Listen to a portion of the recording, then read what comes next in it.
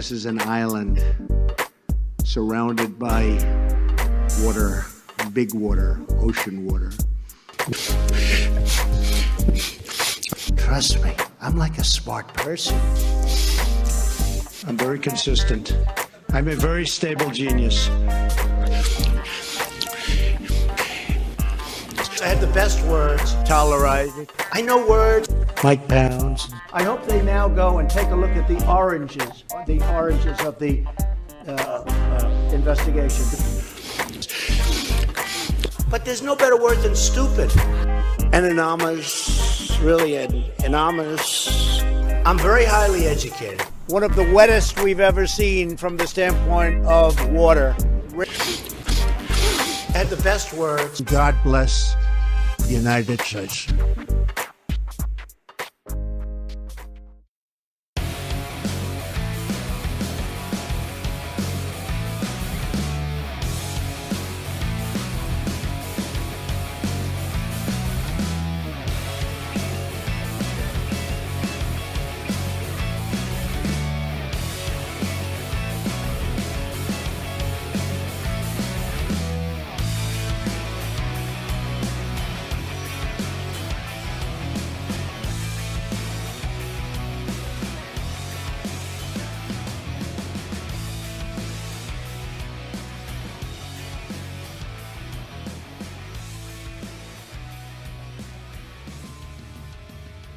Around the nation, TYT Nation, Jeff Waldorf here. Welcome to the show. This is a big day. Yes, it's Super Tuesday Part 2. That would be number 2. Okay, anyway. I'm in a little bit more of a strange mood, but not horrible. That remains to be seen. Whether or not it will be terrible, you'll know tomorrow. Yes, we've got some important voting. Today it is the, again, second Super Tuesday. We've got voters out there in Idaho, Michigan, my state. I voted earlier today. Mississippi, Missouri, North Dakota, and Washington. The biggest, of course, state for delegate counts, Michigan. Is Bernie Sanders going to get a big win in Michigan? I mean, look, the polls, not so good. But just like last time, 2016, there was a surprise. Bernie Sanders definitely outperformed the polling and ended up winning the state against Hillary Clinton. So, and getting a decent share of the delegates. And so we're going to see. Already, I have seen some slightly encouraging news. The vote will be delayed, or the vote count will be delayed. Now you think, wait a minute. How's that positive news? It's because of the flood of ballots that were coming in, and so absentee ballots mainly, and so that was reported earlier. Like, oh hey, look, we've got all these absentee ballots, and we've got all these people that are registering right before the primary on primary day, so that we can go out and of course, a lot of those people are students. So this should be real good. Big day, as I said before.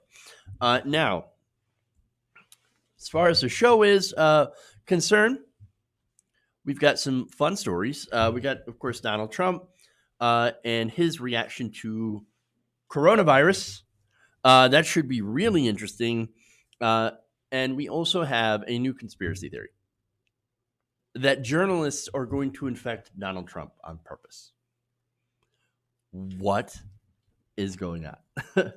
All right, we got that. We got Bernie's town hall in Dearborn. We're going to talk about that. Then we've got Biden versus cancer survivor. That is a story that actually happened earlier this week. I did not see it until now. And we're going to talk about it because it's really telling about how Biden is going to treat voters, as if we don't already know. But here's another example. And then we've got media bias. We're going to talk about that as well. As usual, we're going to analyze it. So today, man, today's the day. where Bernie Sanders could really use a big win. Look, okay, so I know I probably shouldn't get into this, but where's Elizabeth Warren? Now, look, before the first Super Tuesday, which was really important, you had the centrist vote line up behind Joe Biden. You had Bloomberg, Buttigieg, Klobuchar, endorsements, and then afterwards, right before today, actually, you had Cory Booker, Kamala Harris. Okay, well, all the centrists have lined up behind Joe Biden. Where's Elizabeth Warren? Where's Warren? Oh, no, Warren is mad about Bernie Bros. That's what she's mad about. And so she's not going to give an endorsement. She needs look, here's the thing, like the Bernie campaign needs a shot in the arm. Needs like a big announcement. It really, they could have used it yesterday. However, they didn't get it. So hopefully Michigan delivers that big win. Because again, it needs to be re-energized, and that momentum needs to be regained. And so, and if they don't, oh boy, we'll see what happens, man. I am incredibly nervous about today. But again, I went out and basically as soon as the polls open, I was there and cast my vote for Bernie Sanders. So, all right. Anyway, and you can tell, very nervous. Okay, so anyway, let's move on. We got plenty of show. Before we get into it, please, I want to remind you guys to support independent progressive media. We wouldn't be doing the show, wouldn't be doing this coverage if we didn't have your support. And so we need you guys more than ever, as always. Patreon.com/TYTNation and channel memberships. So, all right, I'll give you guys a shout out later in the show. But first, let's get it back into it.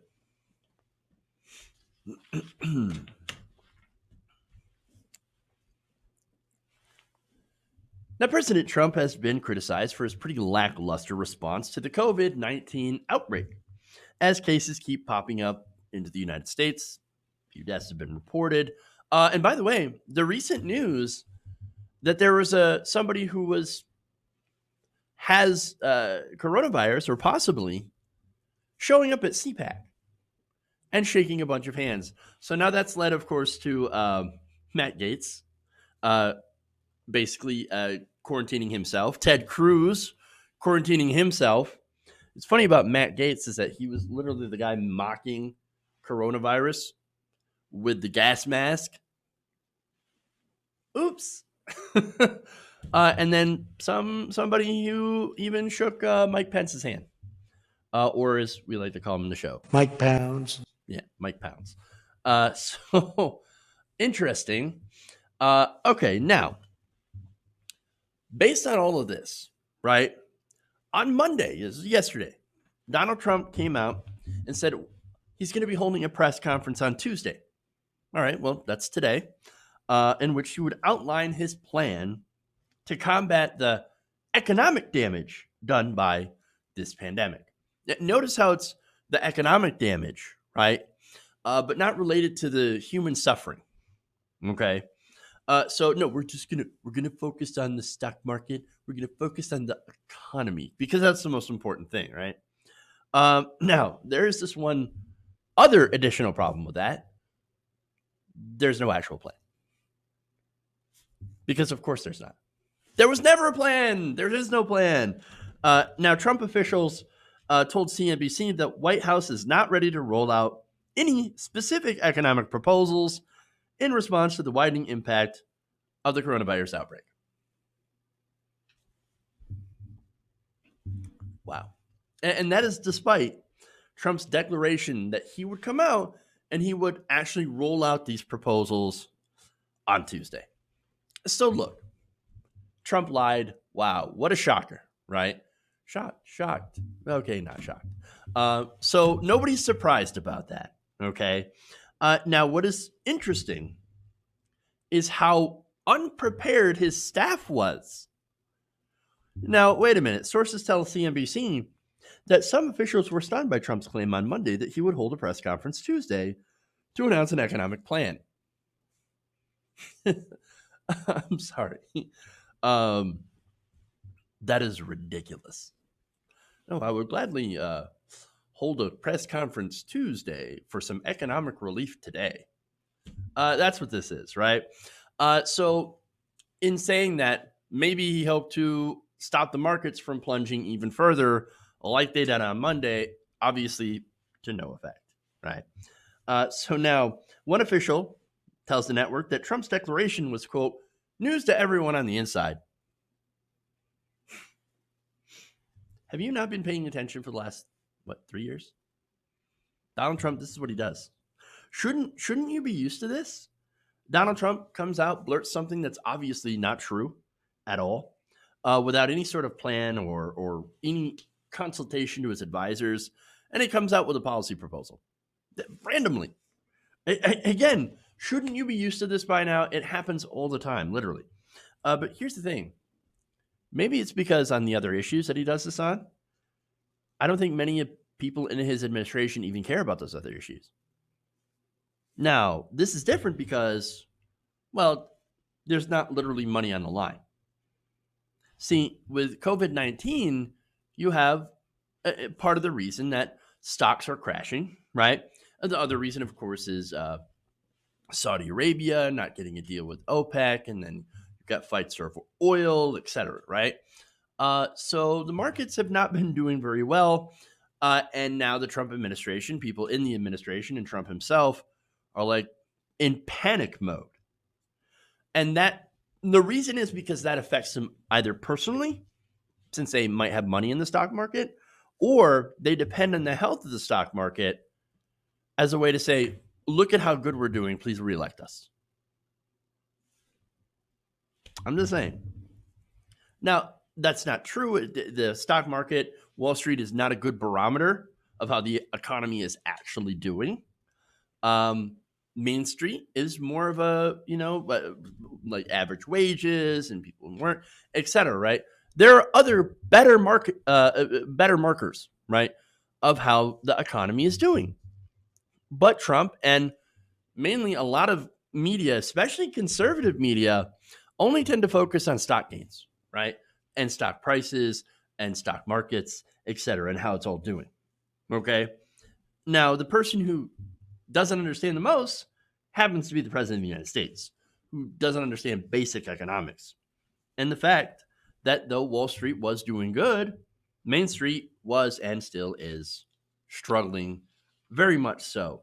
Now, as for relief, another official tells CNBC that the economic proposals are, quote, not there right now, and that a lot of details need to be worked out.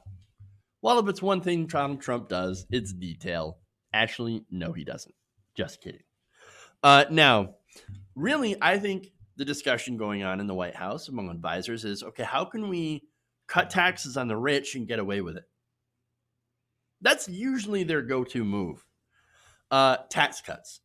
And shocker, that's exactly what they're going to. Some ideas floated are a payroll tax cut, which would help some people. All right. Not a lot, I don't think. But hey, another tax cut, bold. Now, the effect of that would, of course, starve Medicare and Social Security, which pays, payroll taxes. But that will be also a great relief to the people who can't work and earn money because they have to, quarantine themselves because they might have coronavirus. You can't work, you can't earn money, which means you can't pay the payroll tax, which means if you can't pay the payroll tax because you're not making money, tax cut's not really going to help you all that much because it's all on income. But hey, more tax cuts, guys. Another idea is tax cuts for transportation, airlines. Of course. Now, they also hinted at emergency support for businesses looking to guarantee hourly workers are protected from job loss and lost wages. Well, now, how would they do that? What's that emergency support mean? Well, it's not for the worker. No, they instead give the emergency support to the business. So we're going to give money to more to corporations, to businesses, and say, well, you better not let anybody go. You better guarantee that when they come back from their, several week long quarantine, well, I think it's about 2 weeks, that they still had their job. You got to pinky swear and promise them that they'll have a job when they come back before you get this money. Right. That'll work. So give money to, businesses, but not the actual workers who are being affected, who, by the way, still have to pay their bills, right? They're not getting any support for that. Bills are still due. They still can't work. Well, and there's no promise that they can keep their job, but we can't give them money because, that would be socialism.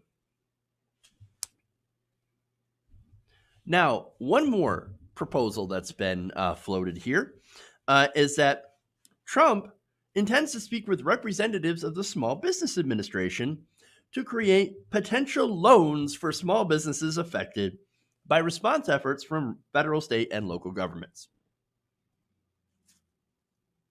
Great. Loans.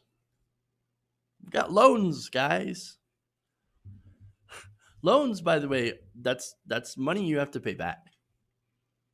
These are the ideas that the administration are putting forward. And we don't even have a full plan yet, right? And so these are just ideas being bounced around. But notice how they're all focused on corporations and giving them more money and focused on tax cuts. Because of course, right? Nothing about guaranteed wages, free testing, or free health care, at least for the duration of the crisis, which would make sense. Like, okay, let's have a temporary program to make all of the, medication that's necessary free. And we're going to make sure that while you are, out on quarantine, to encourage people to stay home, we're going to give you 2 weeks worth of pay. Here you go. Government program. We're going to give you some money to stay home to make sure that you don't spread coronavirus everywhere. That would be smart. Instead, we'll just give you some tax cuts. That's it. That's the plan. And really, that's not even the plan because we don't even know. What do you expect from a president who, look, doesn't plan, for one, doesn't really have any sort of intellectual curiosity, who also loathes the poor and has zero leadership abilities? I wouldn't expect much either. Ridiculous. Just ridiculous. All right.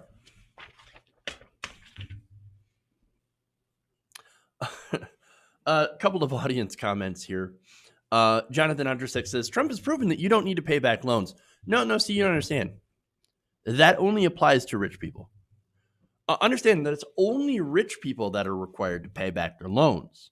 No, if you're a regular person, you're a poor person, and you take out a loan, well, automatically you have to pay it back.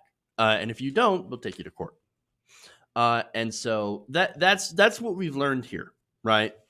And so, sorry, it's only there for the little people, John. All right, anyway. Moving on here. Next story. More coronavirus stuff. Fun times.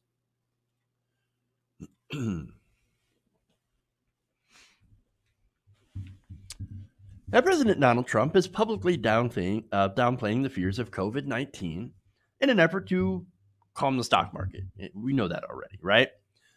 Now, what we didn't know is that privately, he came up with his own conspiracy theory that members of the media are going to try to infect him with coronavirus on purpose. Insane.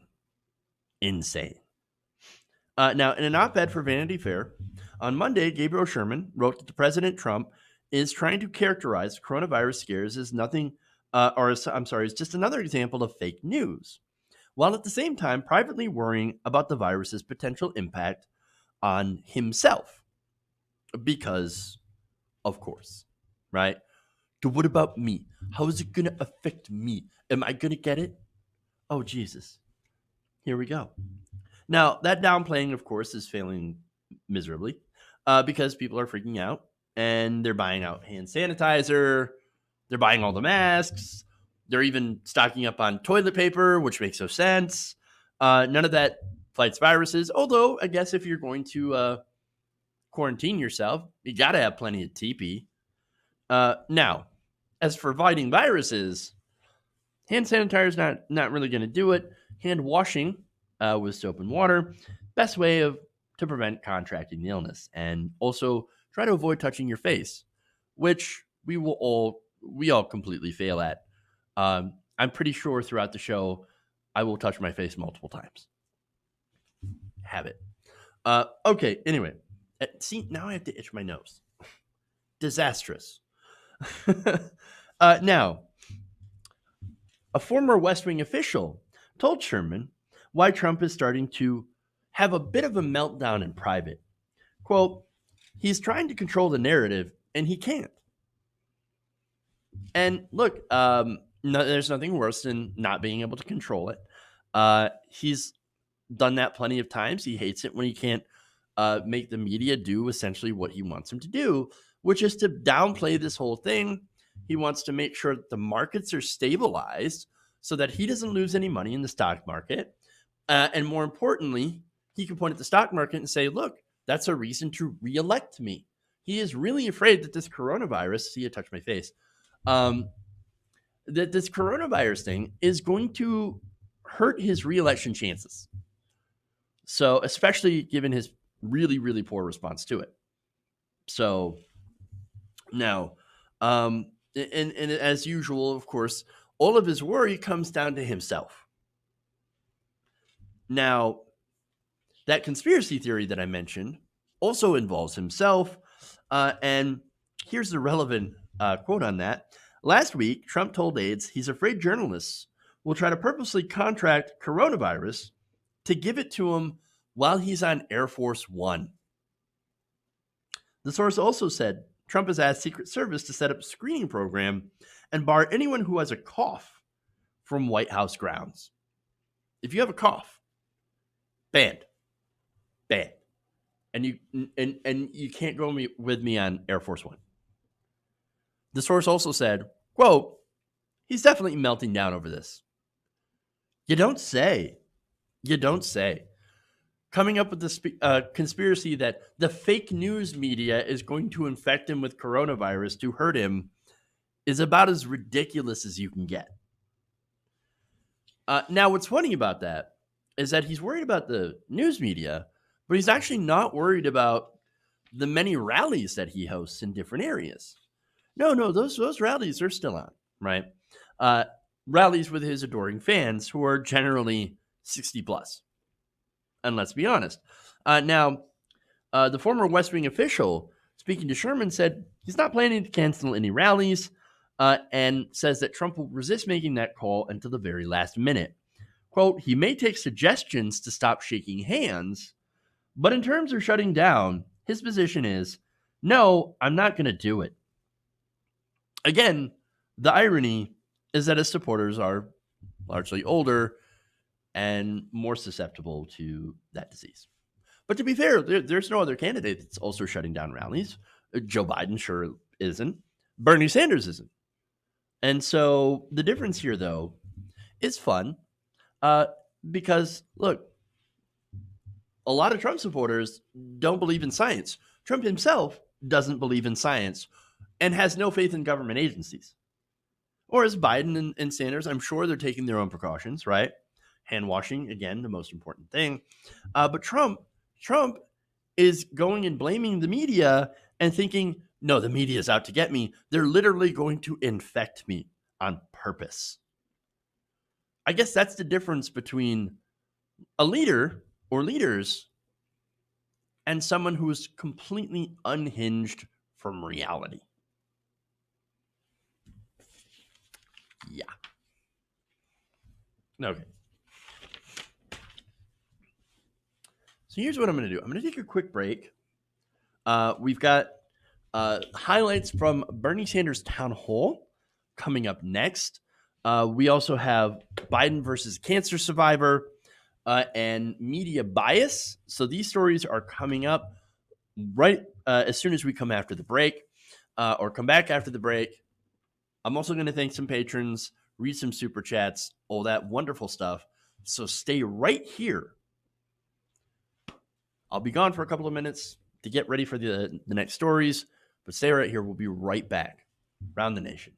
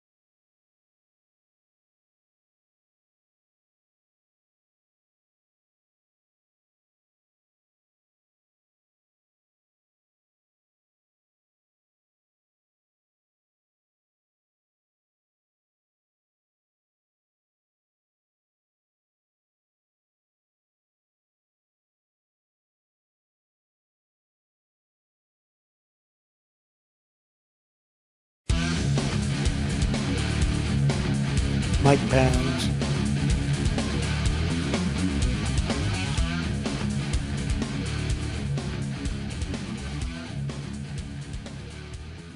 Welcome back to the show. Round the Nation right here. TYT Nation. Jeff Waldorf here. All right. So let me thank a couple of new channel members here. I want to thank Janelli Trevino or Trevino. There's a little umlaut on there, and I always get confused about how to say that. And then Martin Wally. So thank you, Janelli and Martin, for supporting independent progressive media. You can sign up to become a channel member by hitting the join button. And now every time I think about touching my face, my nose itches, and that is horrible.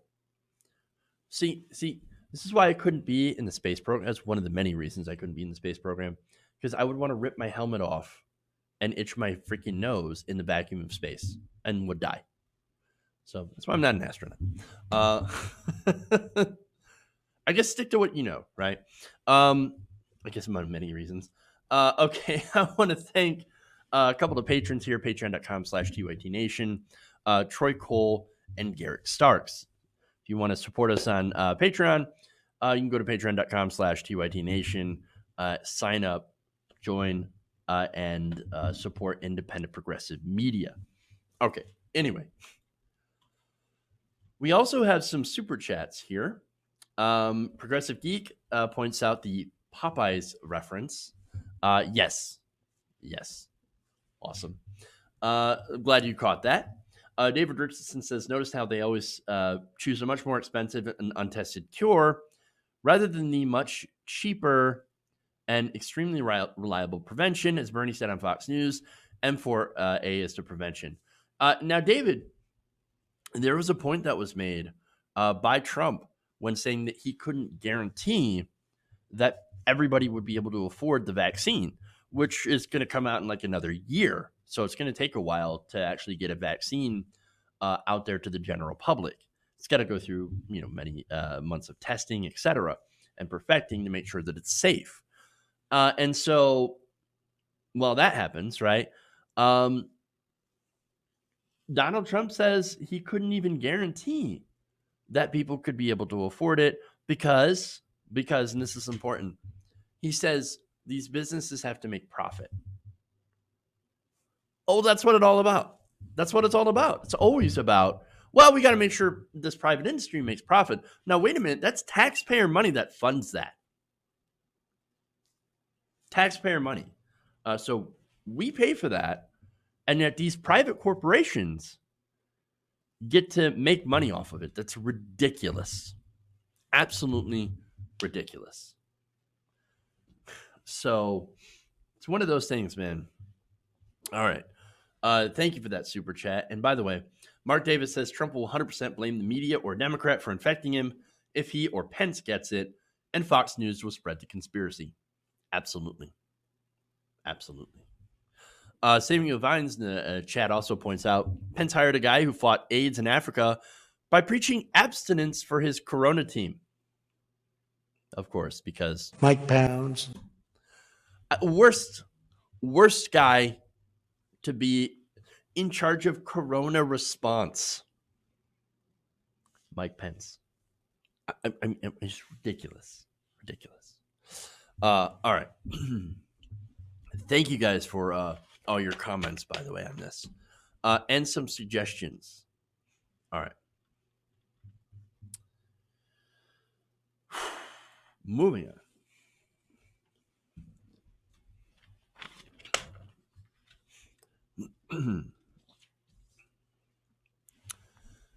As the Democratic primary has coalesced into a two-person race between Joe Biden and Bernie Sanders, the centrist wing of the Democratic Party and the corporate media continue to attack his policies as unreliable or radical and unworkable, right?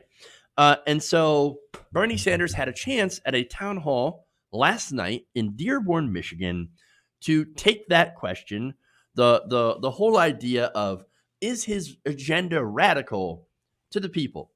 And this was the response. I hear it every day. I hear it on the media. I hear it from my opponents. Bernie is an extremist. Bernie is too radical. Okay, let's deal with it. Is raising a starvation minimum wage of $7.25 an hour, which has not been raised in 10 years, to $15 an hour, a living wage, a radical idea? No. Is making public colleges and universities tuition free so that all of our people have the opportunity to get a higher education in a competitive global economy? Is that a radical idea? No. Is doing what every other major country on earth does, guaranteeing health care to all as a right. I live 50 miles away from the Canadian border. This is not a communist society up there in Montreal. They guarantee health care to all. They spend 50% of what we spend. Is passing a Medicare for all single-payer system a radical idea? No! And he goes on. And look, what a lot of people don't know, especially in the media, if you haven't been to a Bernie Sanders rally, he actually takes some fun little jabs at Donald Trump later on in that video. And I wish I could show you. But he was talking about, well, Trump really likes this network, right? Hi, President Trump. So it's like, saying hi to him. It's just, like, it's funny, but goes on to make a point of, hey, Trump doesn't believe in science, and climate change because he doesn't believe in science. And so we've got a Green New Deal, and that's not radical either because climate change is an existential threat to the planet. And look, I don't think it's an existential threat to the planet. It's a threat to us on the planet. And so there's that. But look, here you have it. Fox News, town hall in Dearborn, a lot of young people in the audience, and they're all saying, no, not radical. Now, what's important about this is that Fox News reaches millions of people. And so And that's why it's actually not a bad thing for Bernie to go on Fox, or for any of the candidates on the Democratic side to go on Fox News, because you know what? That's getting your message out to an audience that might be receptive to it. It turns out progressive policies are actually pretty popular. Now, as far as what's really radical with our system is, well, we have a healthcare system that can't even address a pandemic like COVID-19. Even without that, though, 68,000 people a year die because they don't have health care. Either they can't afford the health insurance, or they can't afford to use their health insurance to get health care. In fact, there's an estimated 530,000 bankruptcies that had occurred in 2019 alone because of health costs in America. People are going to GoFundMe to fund getting insulin, being able to afford their medications, and being able to afford to get surgeries that they need, and just basic health care. That's incredibly radical, and in not the good way. All right. Now, what's not radical, what's normal, what's sensible, is actually doing something about it, like Medicare for all. And it appears the audience agrees. Now, there is this argument, of course, from the centrist wing of the party that, hey, look, Medicare for all sounds nice, and maybe someday we'll eventually get to it, right? But what about the people who like their private insurance? Now, you hear this all the time, mostly from, again, the establishment Democrats on corporate media. They're like, oh, look, we can't just rip away people's health care. I mean, that would be a terrible thing, right? Well, Martha McCallum, who was one of the co-hosts, along with Brett Baer, or moderators that were asking these questions, they decided to ask Bernie Sanders about that. And here was the response. If right now you're the average worker, okay, you're paying $12,000 a year for health care. And if I said to that worker that I can provide better health care for substantially less, but you'll have to pay more in taxes, I admit it, okay? So let's say you pay $1,200, $2,000 more in taxes for comprehensive health care, but you're not paying $12,000 in premiums, co-payments, and out-of-pocket expenses. Who has the better deal? Well, that may be true for the $12,000 a year person. For the $30,000 or $40,000 a year per person who likes the health plan they have from their employer, there's 180 million Americans who have coverage that they like, but you're going to take that away from them. No. First of all, no? It's 150 million, and this is what we're doing. Every year, do you know how many people lose their health insurance every year?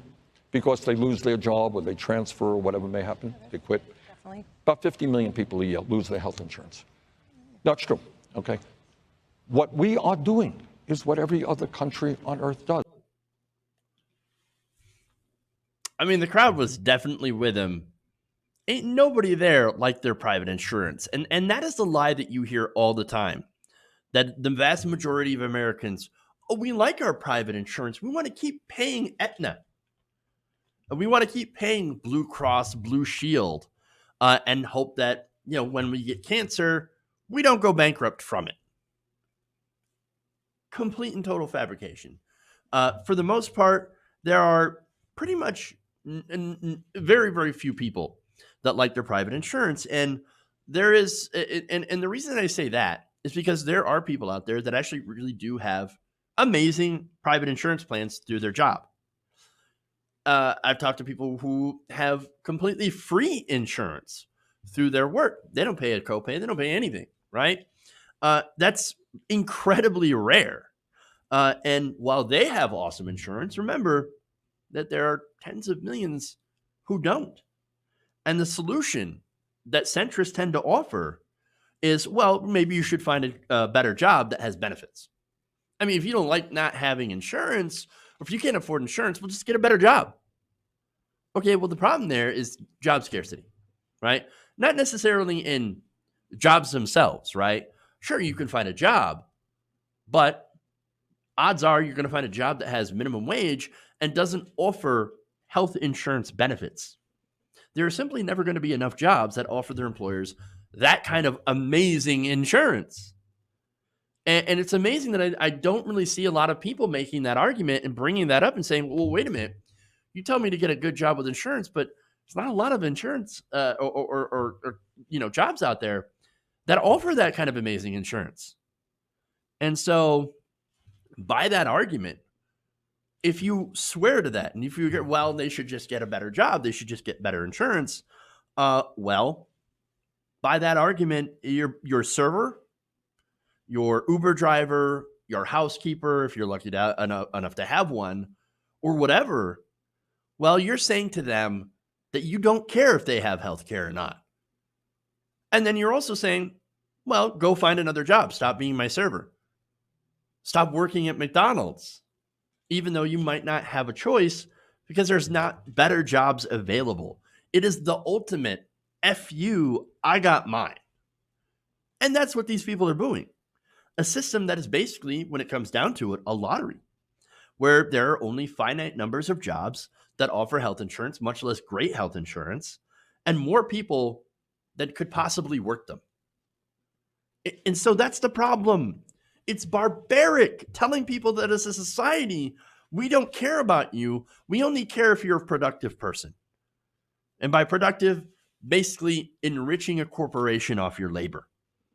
I mean, I'm a nerd. You guys know I'm a nerd. It reminds me of the episode of Star Trek Voyager, right? Again, super nerding out here. It's called Critical Care, right? Excellent episode. Doctor was on a world where the best healthcare was reserved to the most useful and productive, right? The wealthiest and the most talented people. And the majority of that healthcare system and the medicine was used to extend those people's lives. The poor, however, the less productive, the jobless, they were kept at the lowest levels, where they barely got any treatment, any basic treatment. Yes, they got some, which makes it actually better than our current system, which is insane, right?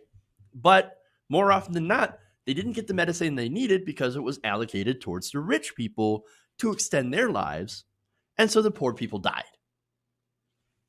And we're, by the way, also kept in squalid conditions.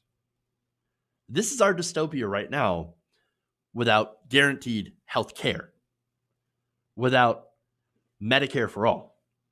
And look, there is a desire to change.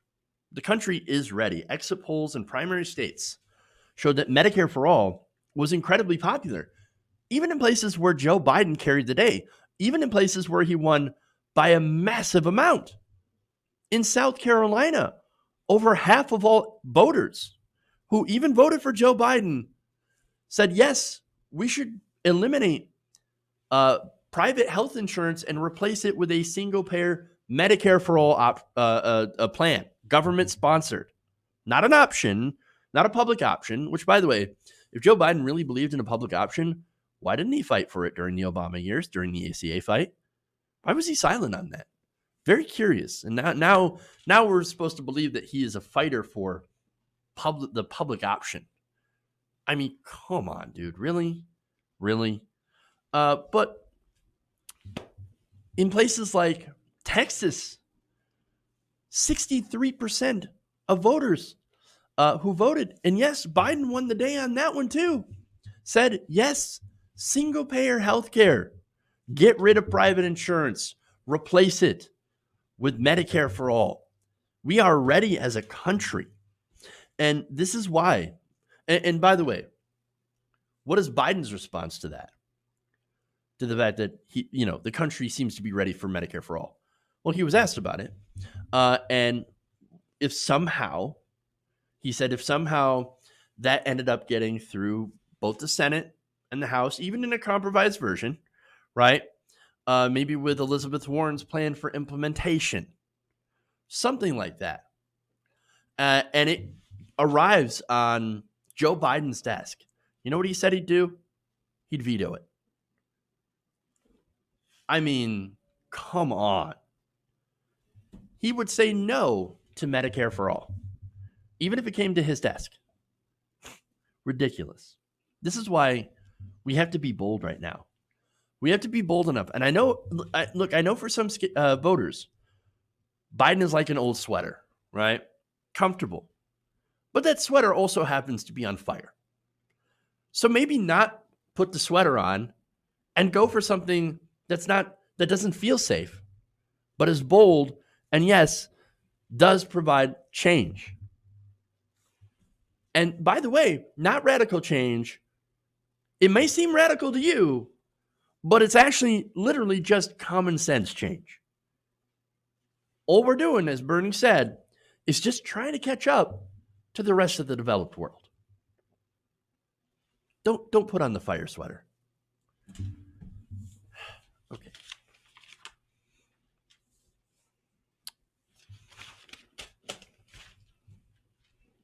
Moving on.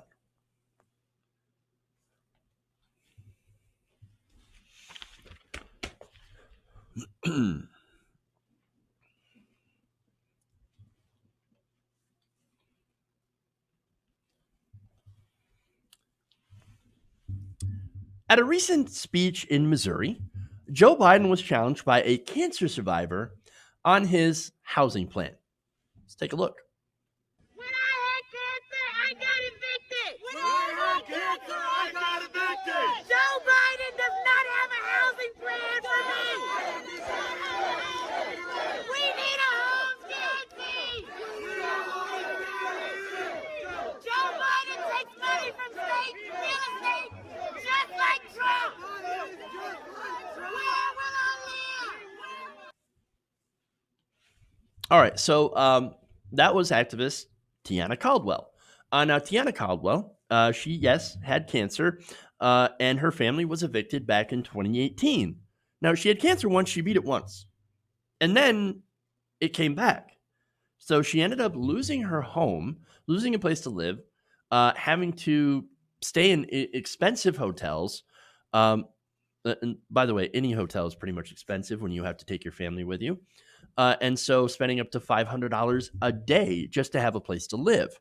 And so she went through a harrowing ordeal. And after that eviction, she said, quote, "I found out there were a lot of people going through the same thing.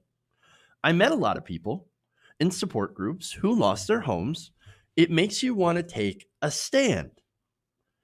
Well, I love that because that's exactly what not me, us means. That's exactly what it means to fight for someone you don't know. Because it turns out a lot of people have been through some pretty terrible things, and maybe we should all fight for each other so that we don't have to. Now, she challenged Biden, as you saw. Now we're going to go to Biden's response. I handle the same way. Will you be willing and free of me to talk to me after this is over? Because I'm going to make sure you're not the victim when I'm president of the United States. You can't. So what's your housing plan? Where's your housing plan? We need a homes guarantee. Where's your housing plan? Will you commit to a homes guarantee? Where? I got cancer and I got evicted. That's how they treat you. I got cancer and I got evicted. You need to make sure that the people are okay. Will you meet with me after this is over and I'll explain to you my entire housing Why don't you tell all of us? plan? I promise you. All right. So in that, you couldn't hear Biden very well, but he basically said, "Quiet down. This isn't a Trump rally. I mean, how dare you, peasant, challenge the great Joe Biden? I've got a housing plan. I'm going to make sure that you don't get evicted." Oh, really? Well, again, that's what happens right now. That's what happened under our old system as well. And so, what are you going to do? What's Biden's plan, right? Well, again, Biden really doesn't have that big of a plan. He has a more moderate approach to housing, which includes provisions for boosting the housing trust fund, okay, expanding tenant protections, okay, and access to legal assistance, guaranteeing housing vouchers for those who qualify, and instating a renter's tax credit. So tax credit for renters, right?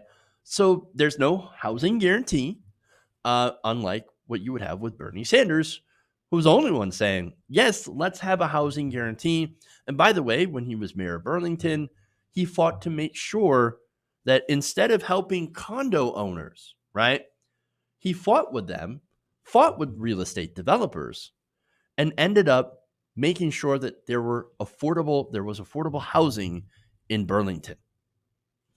And again, not to mention, you also have, with Bernie Sanders, Medicare for all to make sure that cancer does not take your entire life savings, as it does, right? So now Caldwell, she was right to point out that none of the stuff that Biden is proposing is really good enough for people in her situation. Now, that's not even the most infuriating part, though, okay? So now Biden makes a promise to go and meet with her after the rally. Now, this is something that Bernie Sanders has promised and Bernie Sanders has done. He has sat down with people.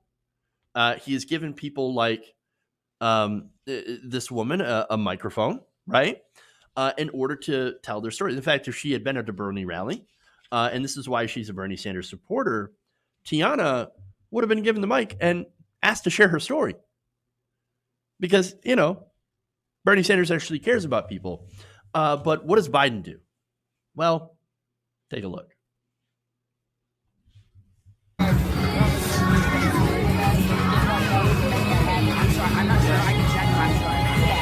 What did you say? You said what? You said he's not going to meet with us after he said he would, and you want us to leave? That's what you said?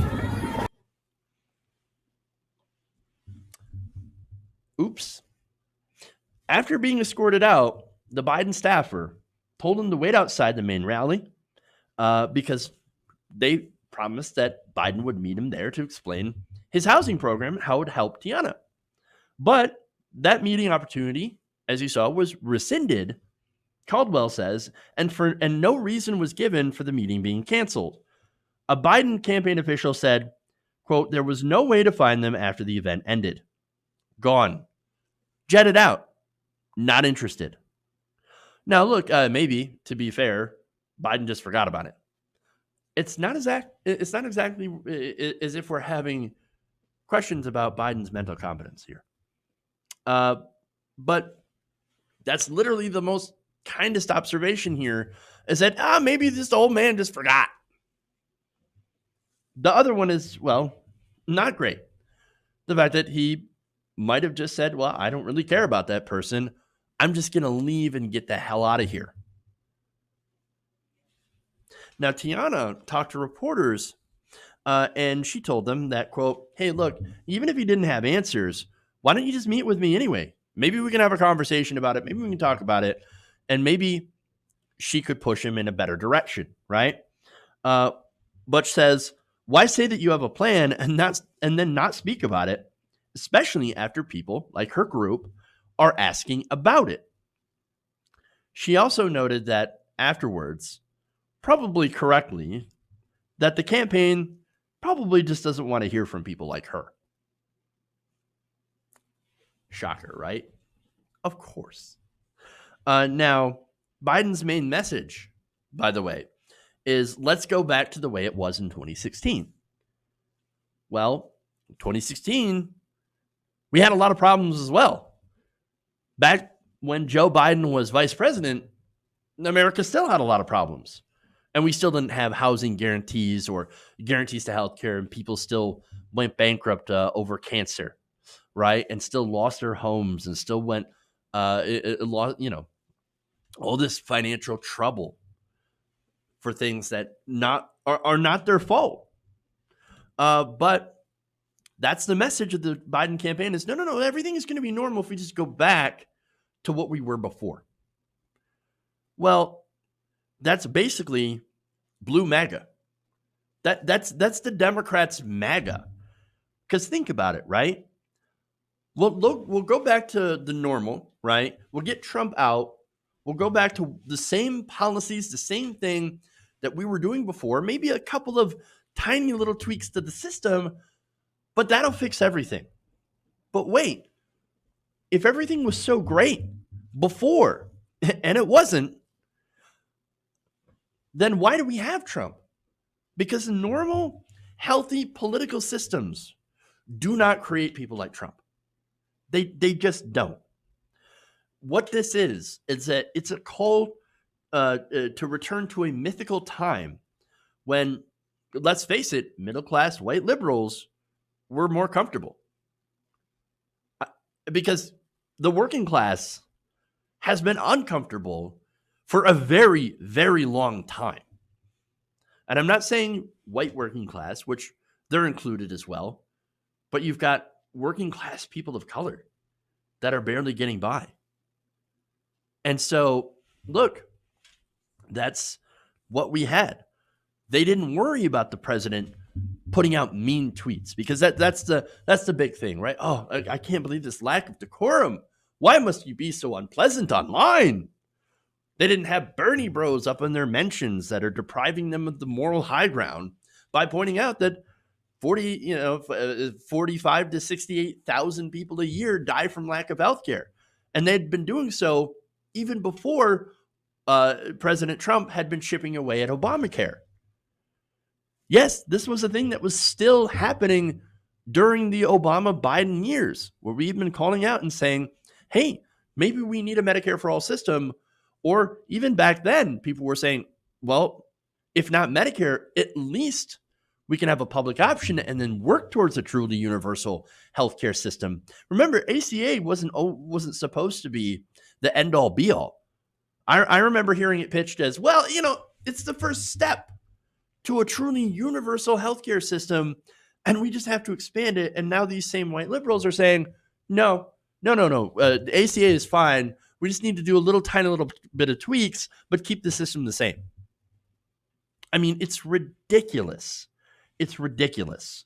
They want incremental change, nice and easy, polite, normal corporatism, where only those at the bottom are uncomfortable, but we don't have to hear them.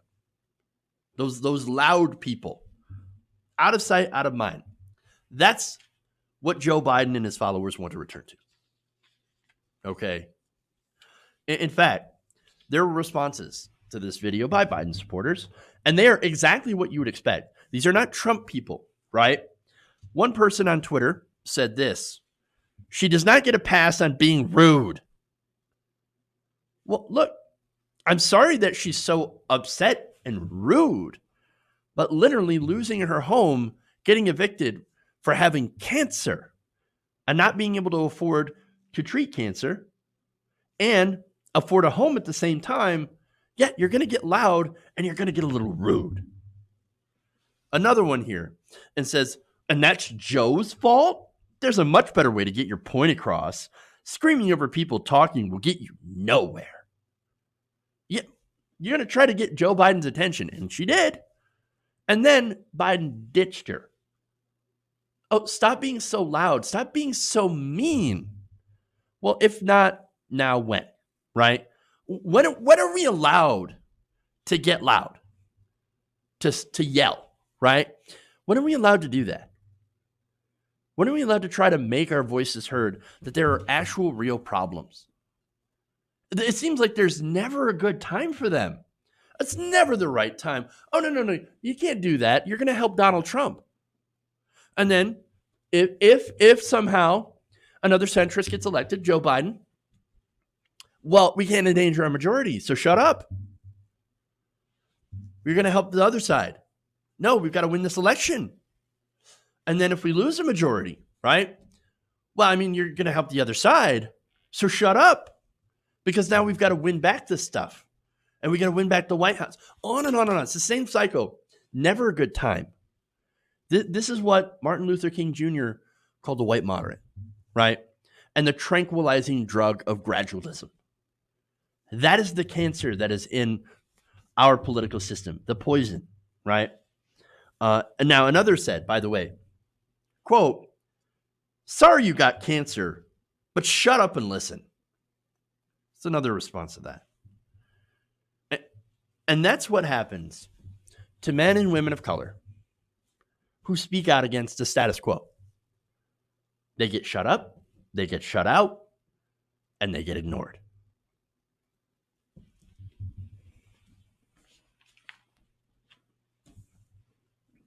All right. You know what? That's unfortunately all I got time for, guys. I am going to read some super chats from you guys because You are amazing, by the way. David Richardson says the one silver lining about a college degrees, people go get them so they can get jobs they want, but still can't get those jobs. So that education shows how those before them purposely chose to F things up for them. So it's just another case of kicking down the ladder. Hey, man, well, once I got mine, sorry, kick the ladder over since you can't get those jobs. And now, to add on to it, you're saddled with a bunch of debt. That's our entire generation in a nutshell, right? That's the millennial. I'm one of the older millennials.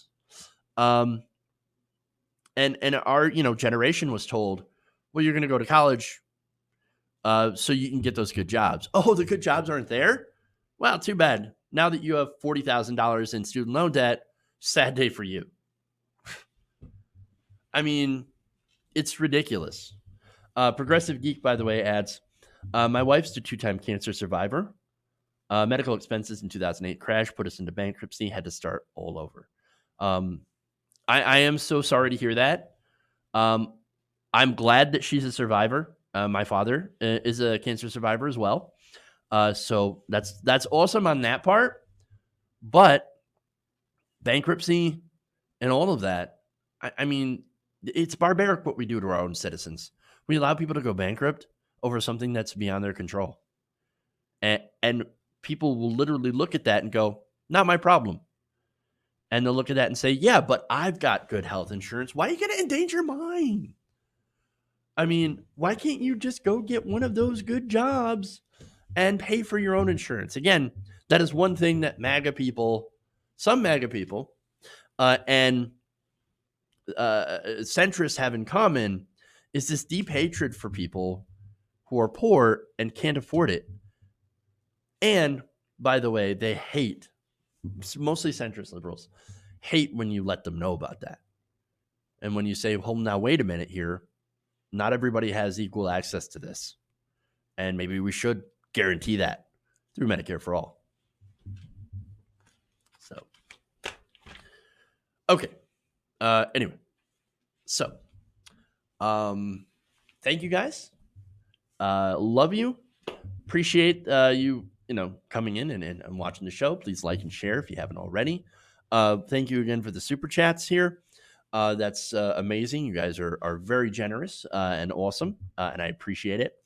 Other ways that you can help the show, patreon.com/TYTNation, or channel memberships as well. So that's it. Everybody, if you haven't voted already, please do so. And if you're in these states, Michigan, really, really important. All these states are important. And I hope we'll have good news for you guys tomorrow. Love you. And remember, change begins with you.